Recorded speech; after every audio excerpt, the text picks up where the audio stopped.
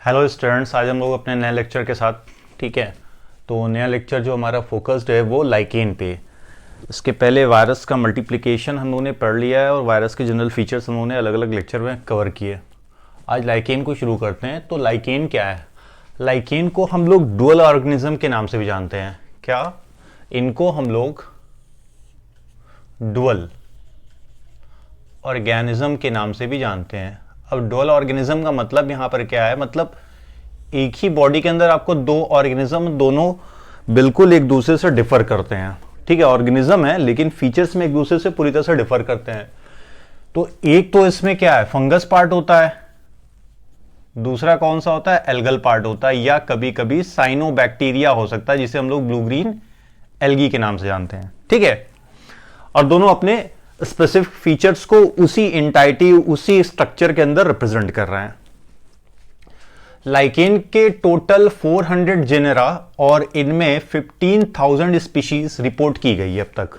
ठीक है, आने वाले समय में हो सकता है और ज्यादा जेनेरा और स्पीशीज हमको देखने के लिए मिल सकती है, बट अभी तक 400 जेनेरा एंड 15,000 स्पीशीज रिपोर्ट की गई है। टर्म लाइकेन काफी पहले दिया गया था, थियोफेस्टस है ना, थियोफेस्टस ने टर्म लाइकेन दिया था। अब आते हैं एक्चुअल कि लाइकेन है क्या। लाइकेन डुअल ऑर्गेनिज्म है, या हम बोल सकते हैं it is the symbiotic association between algae और साइनोबैक्टीरिया, जिसे हम लोग ब्लू ग्रीन एल्गी भी कहते हैं। तो एक तो एल्गी और दूसरा फंगस के बीच में, इन दोनों के बीच में सिम्बायोटिक म्यूचुअल अंडरस्टैंडिंग होती है, जिसकी वजह से ये एसोसिएट करते हैं ताकि दोनों का सर्वाइवल ईजी हो जाए।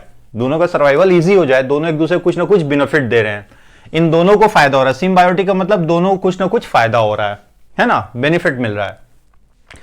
यहां पे जो एल्गल पार्ट है उसको हम लोग फाइकोबायोन्ट के नाम से जानते हैं, वहीं जो फंगल पार्ट है इसको माइकोबायोन्ट के नाम से जान रहे हैं।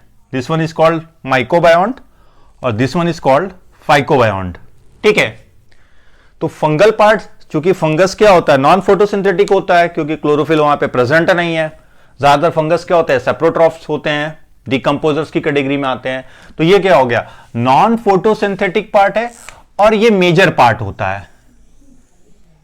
लाइकेन का ये मेजर पार्ट होगा, ये क्या होगा, मेजर पार्ट है। ऑलमोस्ट 95% पार्ट होता है लाइकेन का। ठीक है, कौन, फंगस। और फंगस के कौन से ग्रुप ज्यादातर लाइकेन बनाने में, ये लाइकेन होने में मदद करते हैं, वो ज्यादातर एस्कोमाइसिड्स और बेसिडियोमाइसिड्स। बेसिडियोमाइसिड और एस्कोमाइसिड्स से जो फंगस आ रहे हैं वही लाइकेन जैसा स्ट्रक्चर बना रहे हैं, यानी कि इस एल्गी के साथ एसोसिएट कर रहे हैं। तो एक बात तो ये हो गई, फंगस जो है नॉन फोटोसिंथेटिक पार्ट है, मेजर पार्ट है, तकरीबन 95%। किस ग्रुप से आ रहा है, बेसिडियोमाइसिड्स और एस्कोमाइसिड्स ग्रुप से जो फंगस आते हैं।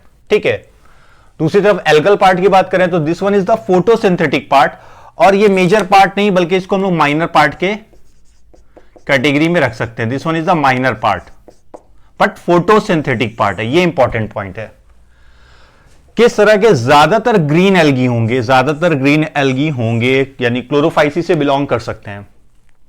अब दोनों का एसोसिएशन हो क्यों रहा है, फोटोसिंथेटिक पार्ट यानी एल्गी वाला पार्ट या ब्लू ग्रीन एल्गी वाला पार्ट जो है वो प्रोवाइड करता है फूड। कैसा फूड प्रोवाइड करेगा, फोटोसिंथेटिक फूड।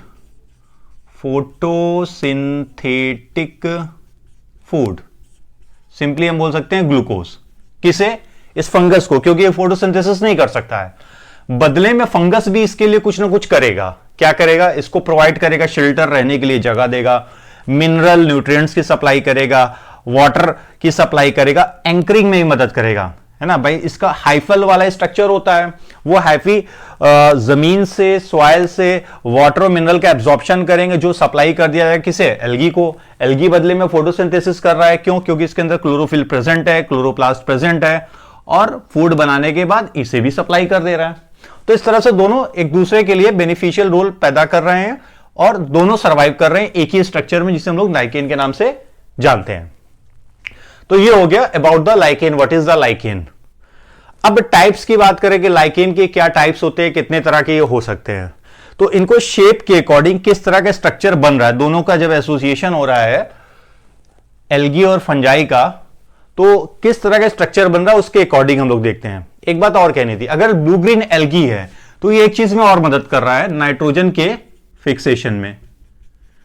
अगर फोटोसिंथेटिक या फाइकोबियॉन्ट वाला पार्ट वहां पे ब्लू ग्रीन एल्गी और साइनोबैक्टीरिया है तो वो एक और एडिशनल हेल्प कर रहा है नाइट्रोजन फिक्सेशन में। हम लोग जानते हैं ब्लू ग्रीन एल्गी के अंदर नाइट्रोजनेज एंजाइम होता है जो हेट्रोसिस्ट के अंदर होता है, जो नाइट्रोजन के फिक्सेशन में मदद करता है। फाइन।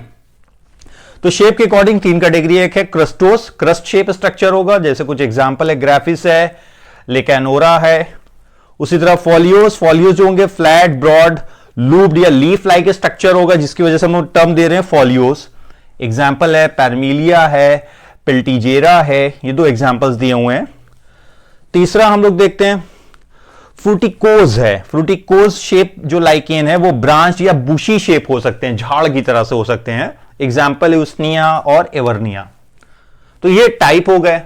नेक्स्ट आते हैं रोल ऑफ लाइकेन की, सिग्निफिकेंस ऑफ लाइकेन क्या है। सबसे इंपॉर्टेंट जो है वो मैंने यहां 3rd नंबर पे लिखा हुआ है, हालांकि 1st नंबर पे लिखना चाहिए था बट 3rd नंबर पे, कि they are the indicator of air pollution. अगर एयर में सल्फर डाइऑक्साइड का अमाउंट इंक्रीज कर जाएगा तो उस एरिया में आपको लाइकेन की ग्रोथ नहीं दिखेगी, लाइकेन की ग्रोथ धीरे धीरे खत्म हो जाएगी, क्योंकि ये बहुत सेंसिटिव होते हैं एयर में। अगर ये सल्फर का इंडेक्स, जो क्वालिटी इंडेक्स आप कह सकते हैं, उसका अमाउंट जो है वो इंक्रीज करता है सल्फर कंटेंट का।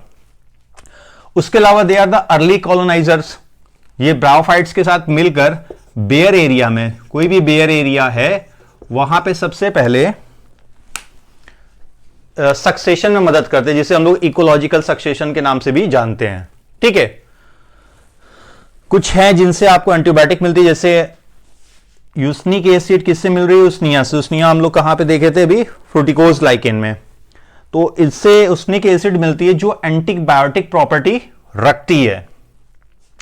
साथ ही साथ लाइकेन बिल्डिंग वगैरह पे अगर ग्रो कर रहे हैं तो वहां पे उसको डैमेज भी कॉज कर सकते हैं। कुछ से आपको परफ्यूम भी मिलता है, जैसे रेमेलिना है, एवर्निया है, ये कुछ एग्जाम्पल हैं। डाइस, ये इंपॉर्टेंट, ओरिसिन डाइस, ORCEIN, ओरिसिन डाई, जो कि बायोलॉजिकल स्टेन है। ठीक है, बायोलॉजिकल स्टेन है। ये यूज होती है कलरिंग में, स्टेनिंग करने में। जो माइक्रोबियल ऑब्जेक्ट्स हो सकते हैं या लिविंग टिश्यूज हैं, प्लांट टिश्यूज हैं, एनिमल टिश्यूज हैं, उनकी स्टेनिंग के लिए। इसका इस्तेमाल पीएच इंडिकेटर को, यानी कि पीएच जो होता है उसको बनाने के लिए भी इस्तेमाल होता है, जिसे लिटमस हम लोग कहते हैं, लिटमस पेपर के नाम से। फॉरेस्ट फायर भी कॉज करता है, जैसे उसनिया है, इन हॉट सीजन ये फॉरेस्ट जंगलों में जो आग लगती है उसके लिए भी रिस्पॉन्सिबल होता है। तो लाइकेन हम लोग ने समझ लिया, छोटा सा लेक्चर था, इसमें मैक्सिमम बातें कवर हो गई कि what is the lichen, shape क्या होता है, कितनी स्पीशीज इसकी हैं। इसके बाद के लेक्चर में हम लोग कोशिश करेंगे कि माइकोराइजल एसोसिएशन पढ़ लें कि माइकोराइजा क्या है। जैसे लाइकेन एसोसिएशन हो गया, देन माइकोराइजल एसोसिएशन पे आ जाएंगे। तो फिर मिलते हैं नेक्स्ट लेक्चर में, तब तक के लिए आप लोगों का शुक्रिया।